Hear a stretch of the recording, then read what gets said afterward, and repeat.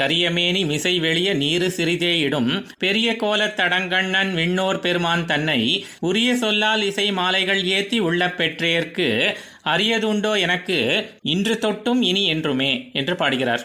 இதில் முதல் வரிக்கு திருக்கண்களின் கருவழியினுடைய கருத்த நிறத்தால் வந்த அழகுக்கு மேலே அஞ்சன சூரணத்தை மங்களமாக சிறிது அணிந்து கொள்கிற அல்லது சியாமளமான கருத்த திருமேனியிலே பச்சை கற்பூர துளியை அணிந்து கொள்கிறவன் என்று கொள்ளலாம்.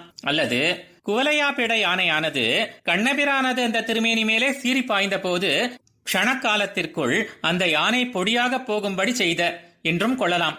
இப்படி அளவிறந்த அழகினை கொண்ட விசாலமான திருக்கண்களை உடையவன் அந்த கண்ணன் எம்பெருமான். அவன் நித்தியசூரிகளுடைய தலைவனாகவும் இருக்கிறான். அப்படிப்பட்ட மேன்மை பொருந்திய சர்வேஸ்வரனை ராம கதை சொல்கிறேன், கிருஷ்ணனுடைய கதை சொல்கிறேன் என்று தொடங்கி வேறு விஷயங்களை பற்றி பறக்க பேசி கடைசியிலே அடடா இப்படி யார் யாரையோ பற்றியெல்லாம் பேச நேர்ந்ததே என்று வருத்தப்பட வேண்டும்படி சிறிதும் நேராமல் அந்த எம்பெருமான் பற்றிய பகவத் விஷயமாகவே முழுக்க முழுக்க பேசி அவனுடைய அபரிமிதமான அழகுக்கு தகுதியான சொற்களை கொண்டு அமைக்கப்பட்டதான இசையுடன் கூடிய மாலைகளை இட்டு நான் துதித்து அனுபவிக்க பெற்றேன். இப்படி திருவாய்மொழி பாடி அனுபவிக்க பெற்ற எனக்கு இன்று தொடங்கி இனிமேலுள்ள காலமெல்லாம் கிடைக்கவே அரிதான பொருள் என்று வேறு ஏதேனும் உள்ளதோ என்று கூறுகிறார். ஆழ்வார் எம்பெருமானார் ஜீயர் திருவடிகளே சரணம்.